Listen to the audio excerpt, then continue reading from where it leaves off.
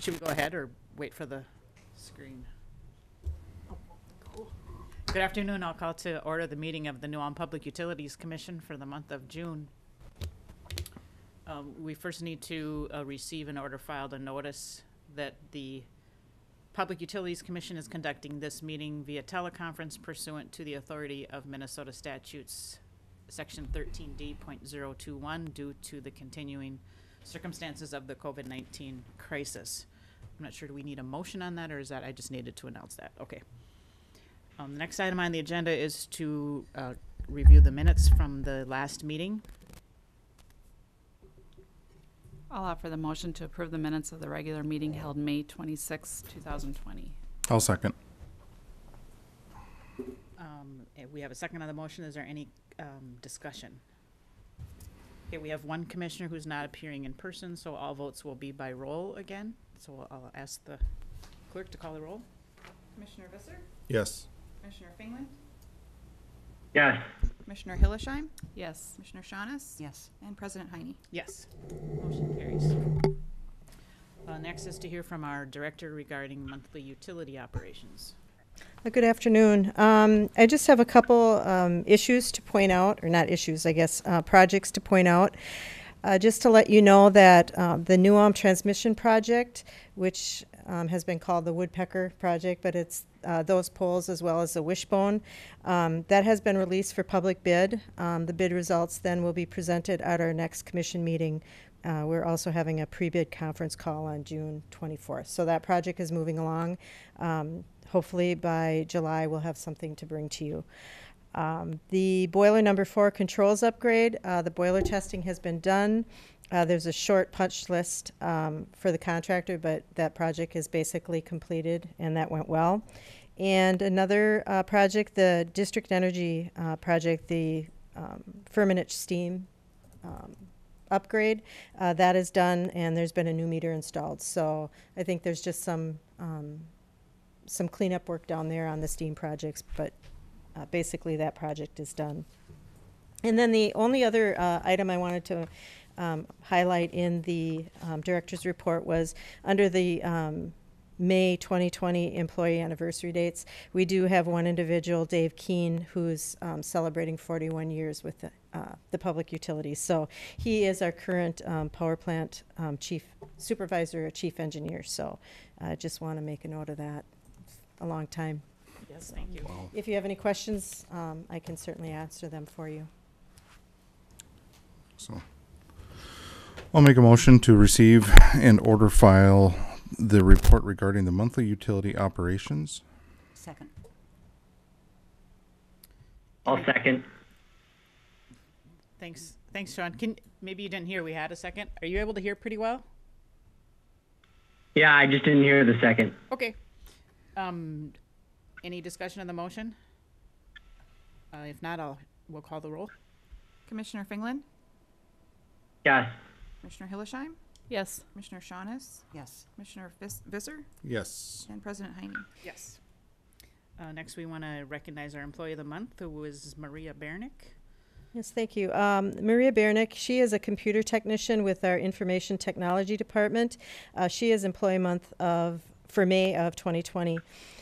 With the huge upheaval from the COVID-19 pandemic, we had to have some significant changes in the way that we worked and the way we did business.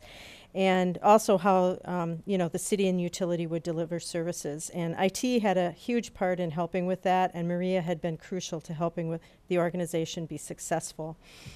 She's maintained a high level of service and helped to keep the technology performing for her co-workers. Maria has worked hard to develop a rapport with a wide variety of departments IT works for. She continually strives to increase her knowledge and capabilities, and she's willing to take on new challenges and follows through. Maria is a tremendous asset to our organization, so congratulations to Maria Bernick. Yes, thank you, Maria. I'll make the motion to recognize Marie Bernick, computer technician in the Information Technology Department, as Employee of the Month for May 2020. I'll second. Any discussion of the motion? Hearing none, we can call the roll. Commissioner Fingland? Yes. Commissioner Hillesheim? Yes. Commissioner Shaunis? Yes. Commissioner Visser? Yes. And President Heine? Yes. Motion carries. Next, we need to discuss the deferred payment plan for unpaid utility bills. Okay, Commissioners, this was brought to you last month as a proposed payment plan. With the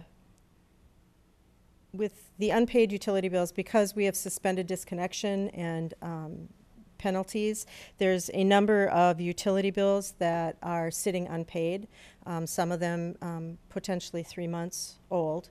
And so in anticipating of when the peacetime emergency is going to end, we're not exactly sure. It's due to end July 13th. It could be extended.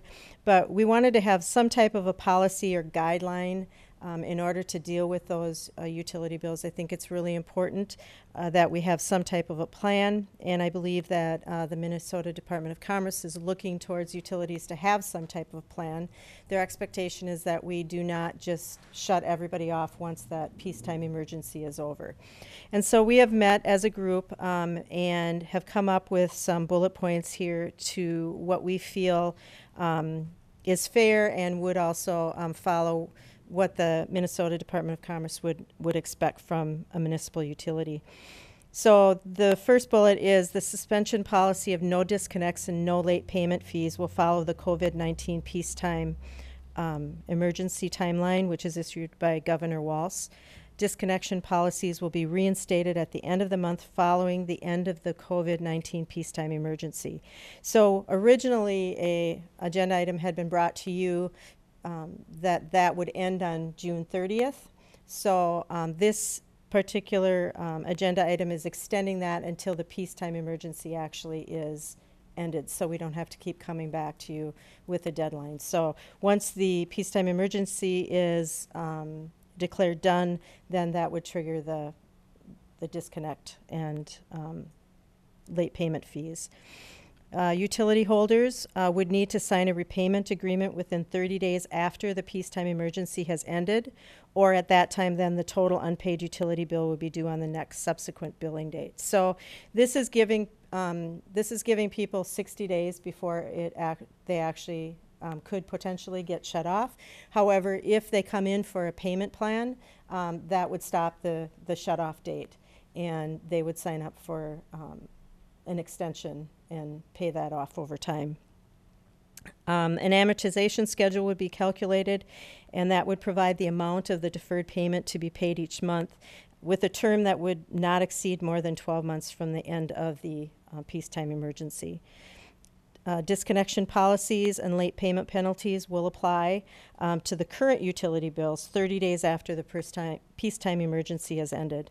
And then again, failure to follow the terms of the repayment agreement would be subject to the normal disconnection policy set forth in the New Ulm Public Utilities regulations.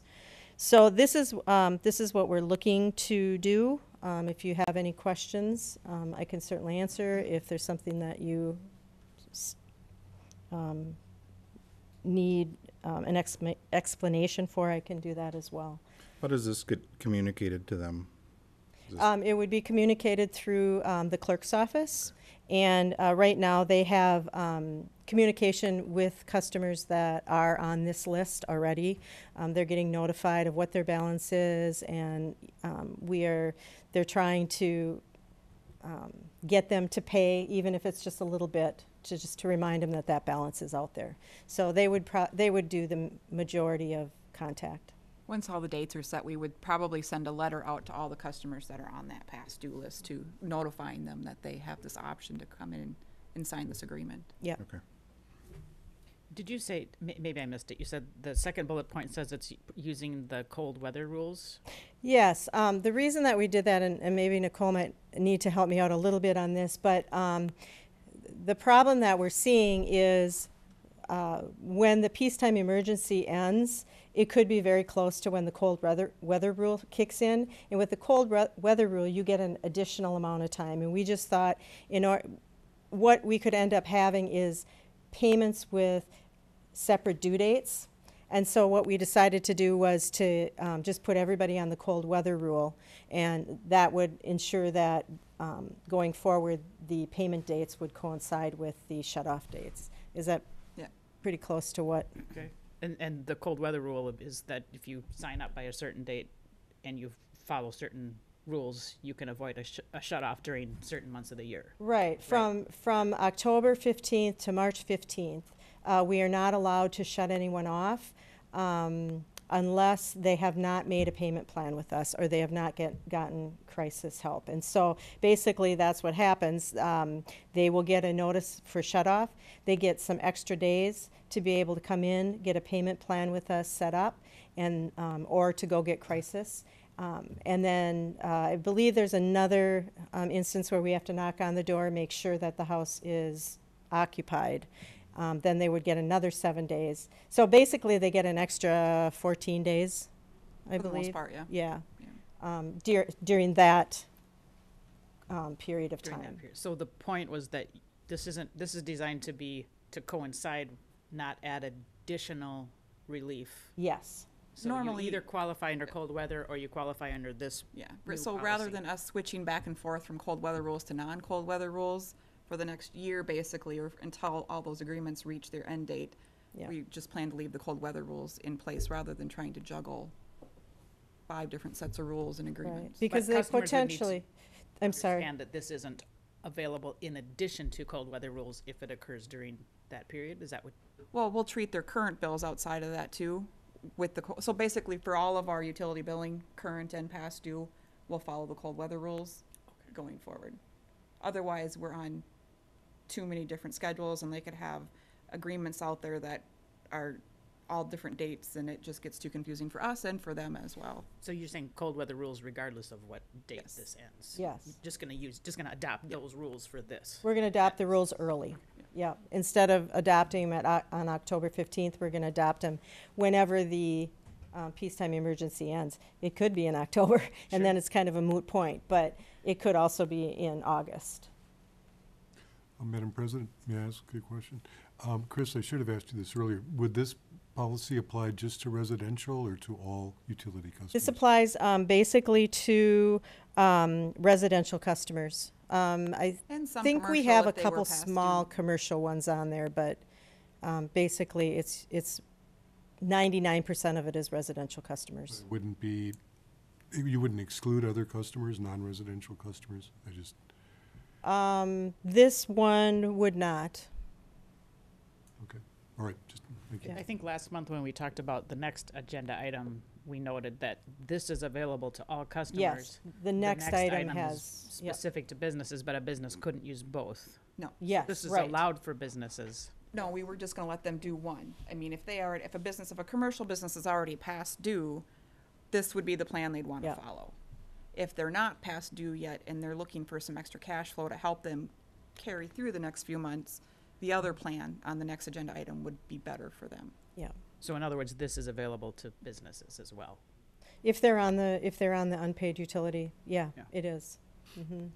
Basically, what this plan is doing is not so much, I mean, we're trying to make it helpful for the customer, but it's really designed not to have a plan once the emergency, peacetime emergency ends. Because what's going to happen is the peacetime emergency, let's just say, ends on July 31st.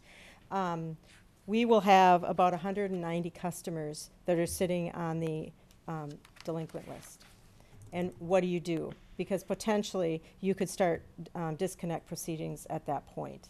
What we're saying is we're not going to do that. We're going to take those 190 customers, take what's due at that point, and divide it out over the next 12 months to give them some relief. July 31st, their August bill is going to start with the normal, regular PUC regulations. Sure. So,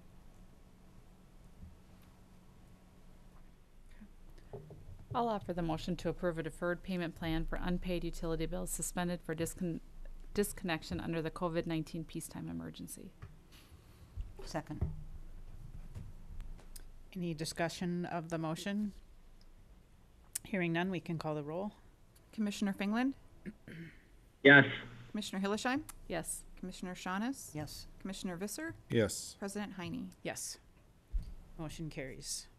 So the next item is the Business Utility Deferment Program. Yeah, this particular program is more for relief for businesses. And what we're looking to do here is some businesses are starting up and their startup could be slow. They may have to purchase inventory, they have to pay their employees. And so the utility is looking to give them some relief. And the relief comes in the deferment of up to 3 consecutive utility bills. And so they have the opportunity to defer payment on 3 utility bills. They have to be in order. And they can choose those utility bills anywhere between July 2020 and December 2020.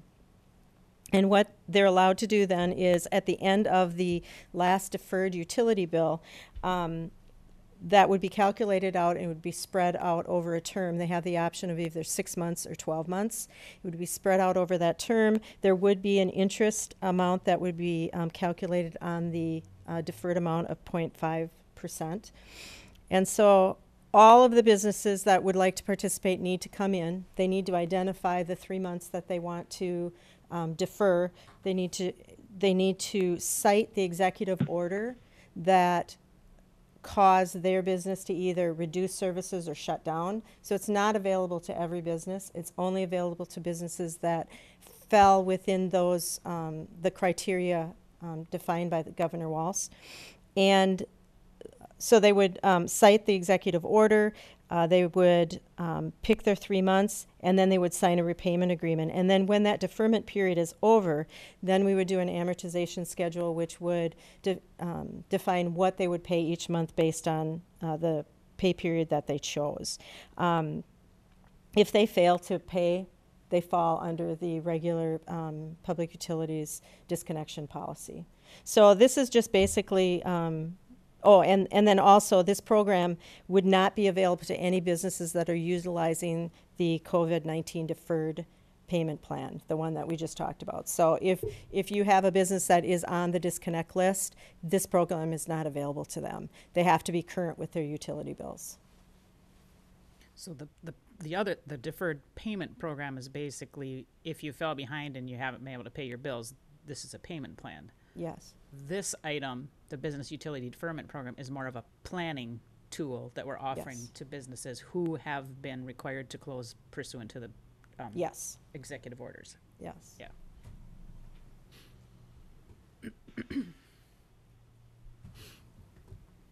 All right, I'll make a motion to approve the Business Utility Deferment Program available to businesses affected through executive order by Governor Walz due to COVID-19. I'll second. Any discussion of that motion? Hearing none, we can call the roll. Commissioner Fingland, Yes. Commissioner Hillesheim, Yes. Commissioner Shaunis, Yes. Commissioner Visser, Yes. President Heine. Yes, motion carries. And we're going to honor another employee, Mr. Deetz. Yes, this is to recognize Joe Deetz's years of service. Joe has retired after nearly 20 years of service with the New Ulm Public Utilities Commission. He started as a part-time helper in the electric production department on July 10th, 2000, was promoted to full-time boiler operator trainee, and again then promoted to boiler operator promoted to relief boiler operator with a second class B license on November 3rd, 2002. When he retired, he was a boiler operator with a second class B license on December 22nd, 2002. So he served in this position until May 27th of 2020. Very good. Cool. Thank you, Joe. He's not here. He's not here. I'll make the motion to offer the resolution and waive the reading commending Joseph Deetz, boiler operator in the electric production department for nearly 20 years of service with the New Ulm Public Utilities Commission. I'll second. Any discussion? You can call the roll. Commissioner Fingland, Yes. Commissioner Hillesheim, Yes. Commissioner Shaunis, Yes. Commissioner Visser, Yes. President Heine. Yes. The resolution carries. Next, we have a report regarding an energy efficiency grant from Heartland Consumers Power District. Yes, Heartland Consumer Power District is the organization that we purchase our wholesale electric, or some of our wholesale electric from. And they have some grants that are available to their members. And Dave Keene from the power plant submitted a energy efficiency grant for some variable frequency drives on the number 4 boiler controls upgrade. And Heartland has gone through and reviewed the payback on this and has granted a $5,000 energy efficiency grant to the power plant. So we just wanted you to be aware that we received that. I'll offer the motion to receive an energy efficiency grant from Heartland Consumers Power District in the amount of $5,000 awarded to electric production for the variable frequency drives on the number 4 boiler controls upgrade. I'll second. Any discussion of the motion? Hearing none, we can call the roll. Commissioner Fingland, Yes. Commissioner Hillesheim, Yes. Commissioner Shaunis. Yes. Commissioner Visser, Yes. President Heine. Yes, motion carries. Next is a report regarding the rate study we would like to do for the water and wastewater utilities. Yes, hello commissioners. So we put out a request for proposal for a water and wastewater cost of service and rate study and a rehabilitation and renewal plan. So we put out, sent out 4 of those proposals, and we received 4 proposals back.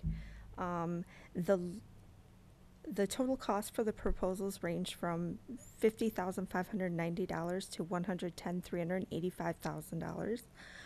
5 of our staff members reviewed and ranked the proposals individually based upon firm qualifications, understanding of scope, regional rate comparisons, timeline, deliverables, and cost, among other things. And we recommend accepting the proposal from SEH Incorporated, Short Elliott Hendrickson. They were deemed to have the most value in their proposal, along with being the low bid. There are 2 optional studies for the water and sewer rehabilitation and renewal plan were also included in this proposal, and staff has opted to recommend doing that as well. So we haven't completed a cost of service study or a rate study for the water or wastewater rates since 2011, and we usually recommend doing that every 5 or 6 years. So that would be a benefit to us. Identifying the amount of dollars needed to be reserved for system maintenance will be helpful for budgeting and future asset maintenance, and recommendations that prioritize the critical repairs will help the PUC to address those assets first to attempt to minimize the emergency repairs and identify those that are most vulnerable and fix those first. So there is $50,000 both in the water department and the wastewater department budgeted for this. That was actually budgeted in 2019 and carried over to 2020 in their consulting fees. So we have about $100,000 to use, and the proposal was just over $50,000. Okay. Thank you. I'll make a motion to authorize the city manager to accept the proposal from Short Elliott Hendrickson Incorporated, SEH, for a cost of service and a rate study, along with a rehabilitation and renewal plan for the water and wastewater utilities in the amount of $50,590 plus applicable expenses. I'll second. Is there any discussion of that motion? Hearing none, we can call the roll. Commissioner Fingland, Yes. Commissioner Hillesheim, Yes. Commissioner Shaunis, Yes. Commissioner Visser, Yes. President Heine. Yes, motion carries. The next item on the agenda is to consider a quote for unidirectional hydrant flushing program. Yes, we're asking that the commission authorize a quote from M.E. Simpson Company to design and provide a unidirectional hydrant flushing program in the amount of $19,800. This program will allow for the closing or isolation of particular valves on the distribution system, which then would maximize flushing effectiveness. By using the unidirectional flushing, you can increase the velocities that scour the pipes so you can remove the sediment that accumulates. And it also ensures that each pipe will get flushed in the system, which would ultimately increase water quality. So the water department got 2 proposals. M.E. Simpson's proposal was low bid, as well as met all of the requirements that the water department supervisor felt was necessary. And this is also a budgeted item in the 2020 consulting services budget. So I'll offer the motion to accept the quote from M.E. Simpson Company to design and provide a unidirectional hydrant flushing program in the amount of $19,800. I'll second. Any discussion of the motion? Hearing none, we can call the roll. Commissioner Fingland, Yes. Commissioner Hillersheim, Yes. Commissioner Shaunis, Yes. Commissioner Visser, Yes. President Heine. Yes. Motion carries. More water treatment issues? Yeah, this is to declare some water treatment plant equipment materials as surplus. There has been some interest in the old water treatment building down on, it's either Front or Valley. But it's basically been used as a storage facility for the water plant. It's actually not a utility building anymore. It actually belongs to the city. But there is some interest in that, and so we are looking to get rid of the items that are inside that building. There's a list of items that are attached to this agenda item. Basically, most of these things are very old, and they're probably going to be scrapped. There are a couple items on there that might have some value. There may be some that we might throw on Gov Deals just to see if we might be able to get something from it, but basically it's pretty old stuff. So How would we get a hold of those old bicycles if somebody wanted? well, you can go on Gov Deals.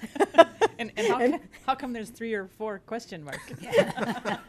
That I'm not sure. Maybe they're not all in. It's probably piecemealed, yeah.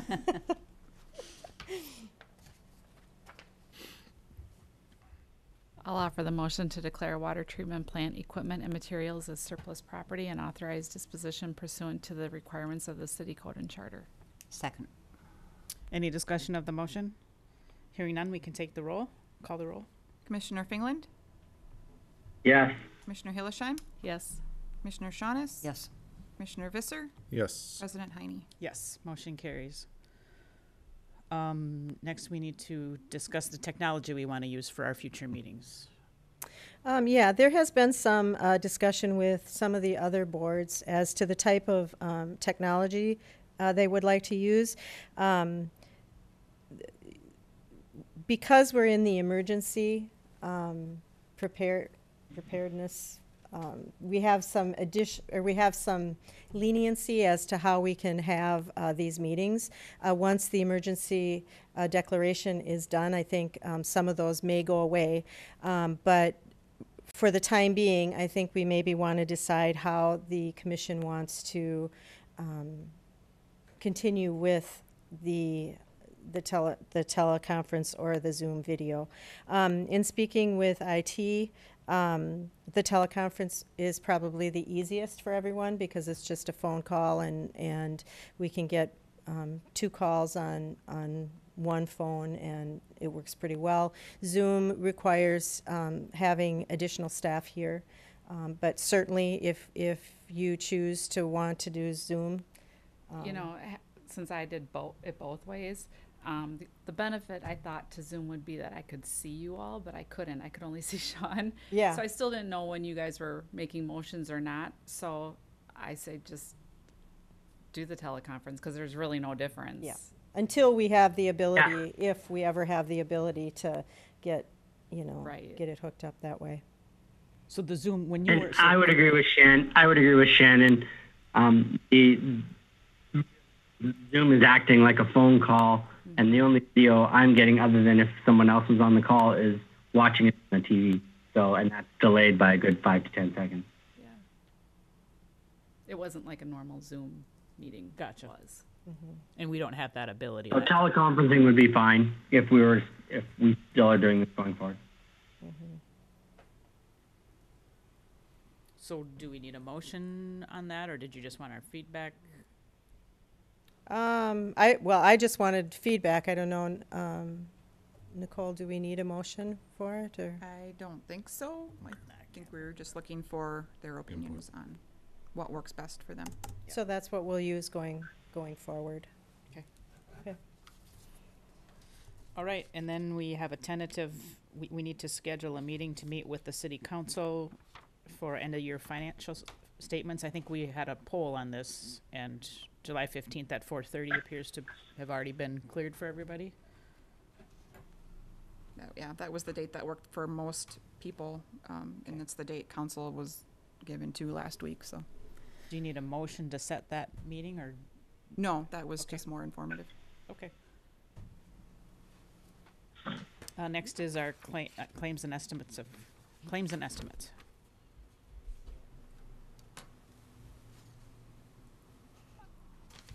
I can offer the motion to consider acceptance of list of claims paid in the amount of $2,287,251.12 and approve the list of claims to be paid in the amount of $599,645.91. Second. Any discussion of the motion? Hearing none, we can call the roll. Commissioner Fingland, Yes. Commissioner Hillersheim, Yes. Commissioner Shaunis, Yes. Commissioner Visser, Yes. President Heine. Yes. Next, we need to go into closed session, and before we can do that, we'll need a motion to suspend the rules to act on an addendum to the agenda. Goodbye. Is this something I said?